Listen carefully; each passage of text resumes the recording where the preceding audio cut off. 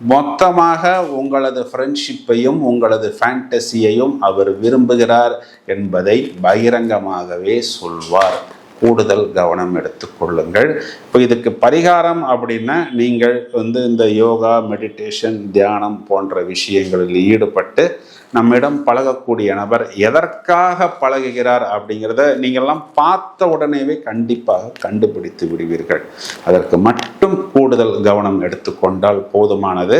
பிரத்யேகமாக வழிபாடு அப்படின்னு வந்துருச்சுன்னா நம்ம முருகன் வழிபாடு செவ்வாய்க்கிழமைகளில் செய்து கொள்ளலாம். இது ஒரு பக்கம் இருந்தாலும் இப்போ நான் சொன்ன விஷயங்கள் இந்த இளமை இருக்கக்கூடிய திருமணம் ஆகாத இல்லை திருமணமான ஒரு சில நபர்களுக்கு கூடுதலாக பொருந்தும். வயதில் மூத்த நபர்களாக இருந்தால் இந்த உல்லாசத்துக்கு, அதாவது ஒரு பெரிய வீடு வாங்குறதா இருக்கலாம், இல்லை ஒரு வெளிநாட்டு பயணமாக இருக்கலாம், இல்லைன்னா ஒரு பெரிய இன்வெஸ்ட்மெண்ட்டு, அதாவது வாழ்க்கை தரத்தை உயர்த்தி கொள்வதற்கு உங்களுடன் பழகக்கூடிய நபர் உங்களை தவறாக வழிநடத்துவார்.